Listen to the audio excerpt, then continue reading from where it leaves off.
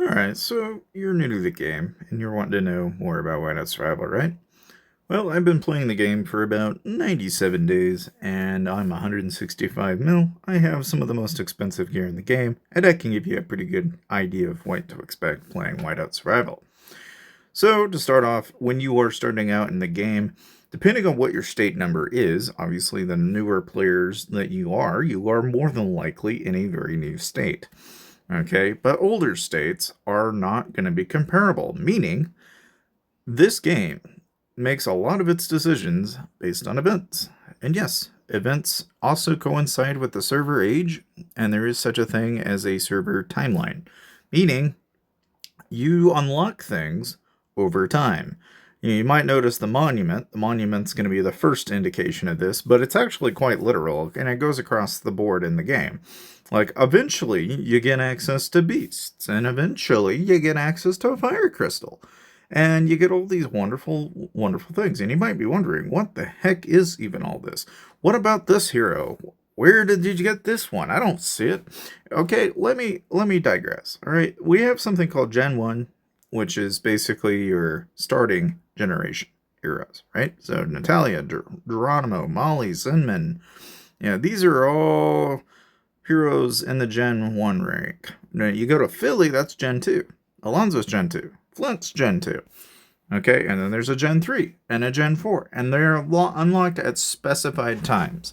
Okay, now if you want a full roadmap of when things unlock, there's actually a lot of this information on the Whiteout Survival Discord, but to give you kind of a synopsis of the information that's been collected so far, okay, a lot of this information that is out there, okay, it's basically, this is what it comes down to. Okay, you get Gen 2 in about 40 days into the game. And then about shy of a week to 2 weeks after that, you get Sunfire Castle, which, if you don't know what Sunfire Castle is, that's basically the equivalent of a KV. Like, it's basically you fighting for the giant castle in the middle. Basically. That's you fighting for control amongst your guild, having to take over turns, and then fight and win the base in the middle. Okay? Pretty simple concept.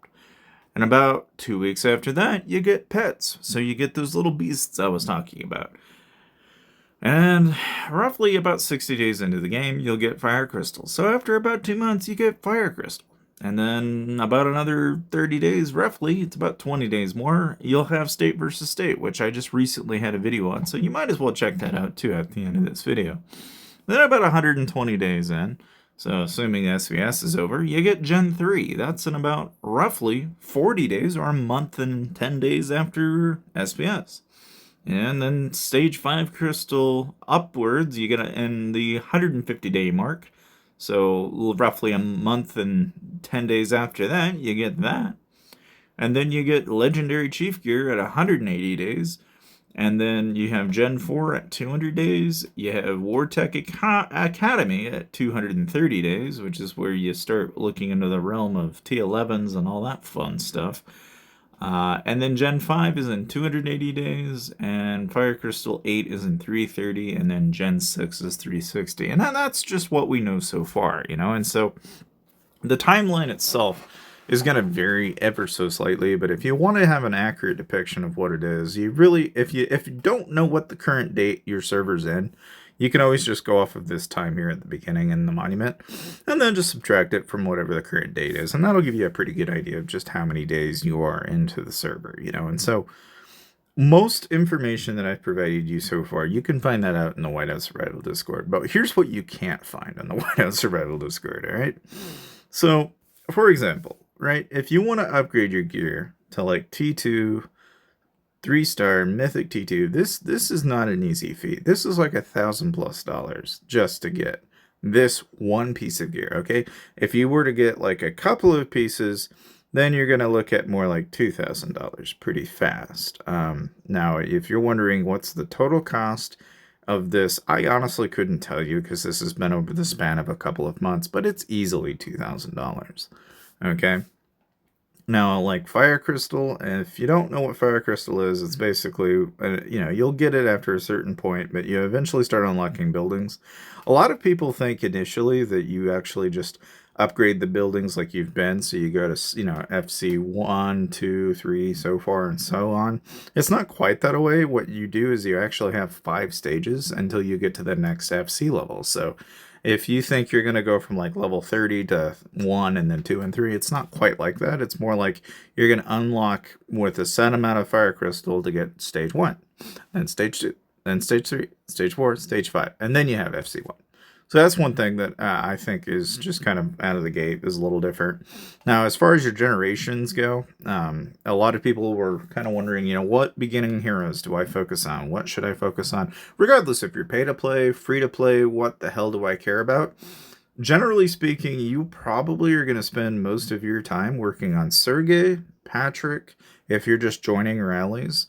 And you're probably going to be using Jesse and more specifically those 3, I think, for epics in general. Just across the board, free to play or pay to play, you're going to be using those a lot because you join rallies with Jesse, you defend in garrisons with Sergey and Patrick, and the rest is history, So you really flip-flop between these. Now, the question of, well, do I focus on Zinman or not, is a question of, do you plan on spending? If so, then yeah, do his expedition skills and get these exploration skills done. Now, should I do his woodpecker, you know, should I do this exclusive gear? No. I honestly don't think this is as worth it, but it's good if you're defending as a Gen 1.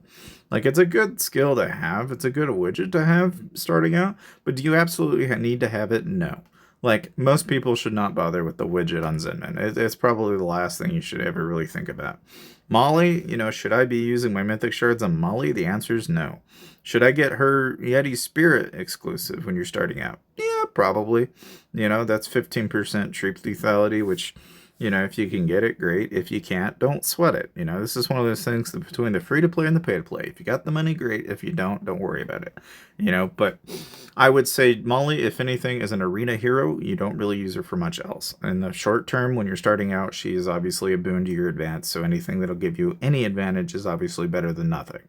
Okay, Natalia is a pay-to-win hero. You're not going to get her through any other ordinary means. It's like $500 or $600 to get this one particular hero. Okay. The main thing with any of the skills, and I guess this is something I should probably mention, right? If you're new to the game, the main thing you need to know is that the skills on the right are the ones that are going to apply in battle against fighting players. That's what they mean by expedition. Exploration is what they mean by the skills that apply in arena. The main thing you need to know is the very first skill on the right is going to be the skill that gets used when you're joining rallies, and that is very, very important because most of these stun chance skills are garbage. Anything that does not attribute anything of value is not going to mean much of anything. Okay, so like if you get into construction skill, that's not doing anything for the rally. Like you don't want to be that guy that's sending garbage heroes. You're not helping the team. Now, if you look at like this, Geronimo has damage up. That's obviously a boon to your rally. Therefore, it is helpful.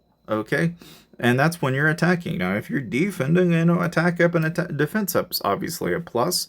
A stun's obviously a no. Now you kind of get the gist as to why some heroes are picked over others. It's primarily because of this first skill when you're joining rallies. Now, the main thing I should mention here, okay, is that a lot of these heroes are going to vary in terms of where you are in the game, and so how do you know which heroes to use depending on their star level? Now, when I mean star level, you see these little blue stars here. Okay, 1, 2, 3, 4, and then 5 is your star level, okay? 5 stars is obviously going to be the maximum output, and you're going to have 240% on a Gen 2, right? Which is to say, newer generations are stronger than previous generations. Who would have thunk it? But the main thing here is, right, is you remember how I was telling you how, like, the skills themselves are pretty important? Well, they are, it's like, basically, if you look at the skills, obviously the level of the skill is going to matter just as much as the tier of the hero is going to matter. And if you're wondering, okay, well, at a glance, how do I know which heroes are better than others? There's actually a little tip I can give you, which is to say, think in terms of the skills themselves. Okay, so like for example, if I look at the gear for exclusive, you'll see it says defender troops attack by 15%, meaning use this guy when you're defending, okay?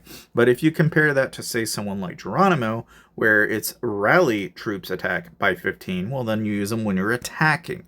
That's the only time when those widgets actually apply. This is incredibly important whenever you're defending or sending rallies, because if you're not painfully paying attention to this, you will wind up losing shit over this, okay? So don't be that guy. All right, but the other thing is that when you're the rally captain, that is to say you are the guy sending the rally, right? Then the heroes that you're using are also going to be incredibly relevant. And the skills of said hero are going to be incredibly relevant. Now, like in the case of Geronimo, Geronimo is one of the most expensive heroes in the entire roster because you need to be VIP 12 in order to have him fully maxed out. Getting VIP 12 is quite literally over 10 grand. I'm not even joking. It's actually incredibly expensive. So that, I mean, just for context alone, this guy is probably the most expensive hero starting out in the game for the first 3 months. I mean, there's really nothing quite like him, okay? But that said, if you're spending a lot in the game, which a lot of the people that are whaling are, that is kind of what is to be expected. Now, if you're looking at a hero like Gina, you get Gina during an event. It's basically another one of those freebie heroes that you're going to get. The only thing that you get with Gina is the expedition skill that gives you stamina cost. Outside of that, not terribly helpful in combat or otherwise. Not good in an arena, not good for much of anything other than the stamina cost reduction. So if you want to spend time on her, great, but only do it for the stamina cost. Outside of that, don't bother. What about Bahidi or our buddy friend Jasser? Well, Jasser is great for his ability for the research skill, and his upgrade for tactical genius is obviously a huge boon to your advancing attacks. So Jasser is a plus in my book.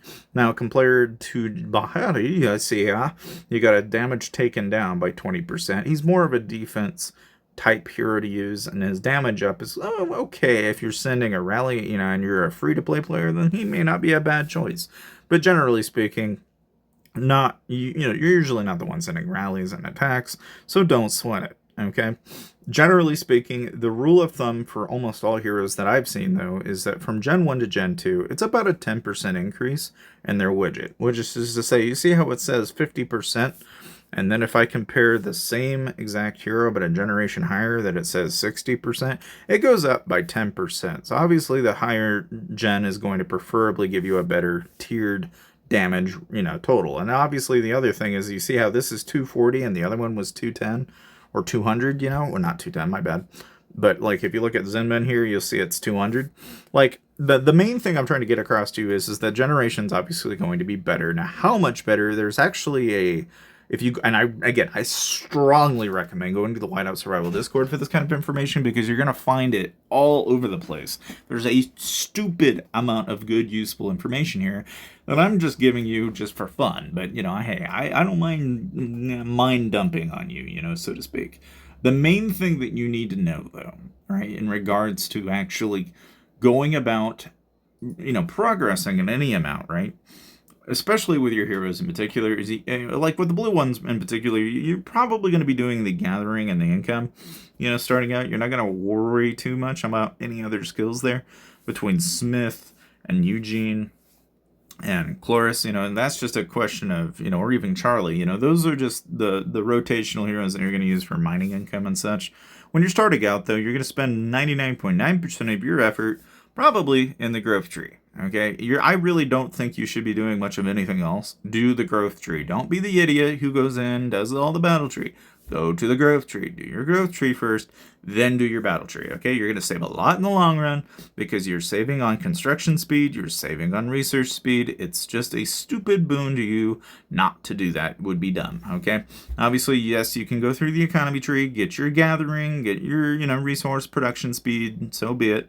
Not a bad idea, that's obviously going to be a boon to you over time, so don't not do that. But obviously, like everything, once you've gotten to the point where you can actually start doing the battle tree regularly with the growth tree done, that's when I recommend you go through and start doing this. Because again, there's a lot of stats in the battle tree, so if you're going to be going around attacking players, that is obviously what you need to focus on. If you're wondering about the chief orders, basically, I recommend you just do the rush job. I mean, some people, what they'll do is they'll do productivity day, urgent mobilization, then rush job, and then they'll use festivities to basically, rinse, repeat that cycle for the maximum amount of resources. But generally speaking, that ends up pissing them off a lot of the time, and I don't recommend it. I just do rush job just to save the time. But main thing is every time you do a construction, you obviously want to do double time before you do it. General rule of thumb in this game is to save literally everything and wait for events and then spend them. And so like State of Power doesn't show up for like almost a couple of months. That event, you burn through everything you have. So honestly, like going back, if you need to just step back, go look at the timeline as I was saying it, you want to save as much as you can for when that event comes around, because that is literally the most time-consuming event out of all of them. Okay, and now the other thing is, obviously you have a lighthouse. The lighthouse is just going to be where you basically go around, get freebies every day, and you want to do your intel every goddamn day. You want to use that stamina as much as you can towards the intel, because that's a lot of freebies that you don't want to ignore. As for the initial startup, you're obviously going to want to upgrade your shelters. One thing that I think a lot of people blow past is the fact that you can actually touch these cookhouses down here and see the little yellow production bar. Tap that and then go to fancy meals the first thing you can, because that's going to make them happy, work longer, so on and so forth. Obviously, you want to upgrade all of your production as much as you possibly can. Starting out, go through the explorer's cabin, do your expeditions, and make sure you get steel as much as you can every day. Outside of that, really, I would say really about all your focus and attention should be avoiding getting hit. Don't go into fights. Join guilds and alliances that are going to protect you. Be around people that are actually out there to help you. Okay. Outside of that, I would say really about the only other thing that you should probably remember to do every day is every time you go out and gather, go to the growth tab and hit gathering speed and use any arrow if you can. It's going to obviously speed up your ability to resource gather, which is a boon to your advancement over time. As far as the clinic goes, if you always find yourself short on survivors, obviously having this is good, but if you frequently find yourself in a point where they're really upset and angry, chances are you probably just haven't done the cookhouse. But if you can't do that, then I recommend just taking off the worker for clinic and have them do something else.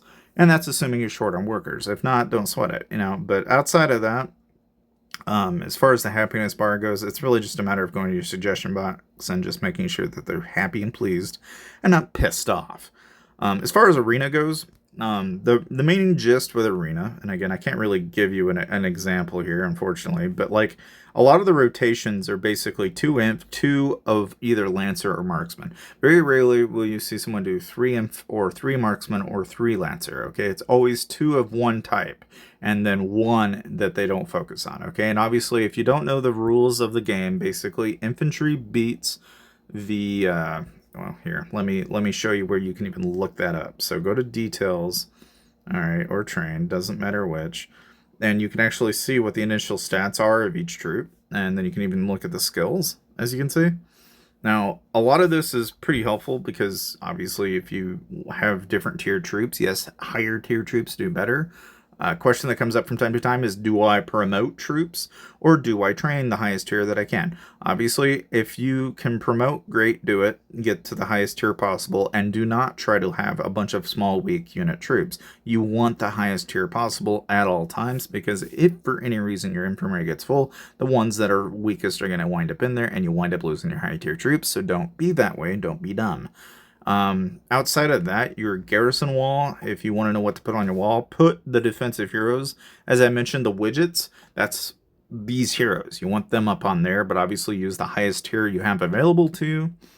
Beyond that, I would say really if there's anything else to nitpick, I would say the only other thing that I recommend you do is whenever you go into the shop, make sure you're doing this once in a while, because you will get some 5-minute speeds like this, and that's a good thing to do. Your mystery shop, obviously, if you go through and you do all of your growth missions and daily missions, you're going to obviously get some, at least for the dailies, you're going to get yourself just mystery badges, which over time you need to be doing anyway.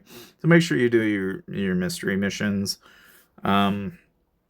Daily missions, mystery missions, all the same. Obviously, do your growth missions and your main missions, and do those as much as you can. It's a boon to your advancement. Beyond that, I'd say really, if anything, if you struggle with anything in any amount, you can always ask in the comment section below, and I'd be happy to help you. But more or less, this is kind of my beginner's guide to the game. So if you do find yourself kind of wondering about, like, well, how does this work and why does this work the way? Like, for example, like, what does infantry do as opposed to, like, lancers and marksmen? Well, marksmen kill infantry, infantry beat, your lancers, and your lancers are going to beat your marksmen, okay? It's really not a terribly complicated concept, but, I throw that out there in case you didn't know already. But outside of that, thank you guys for watching, and I'll see you guys next time.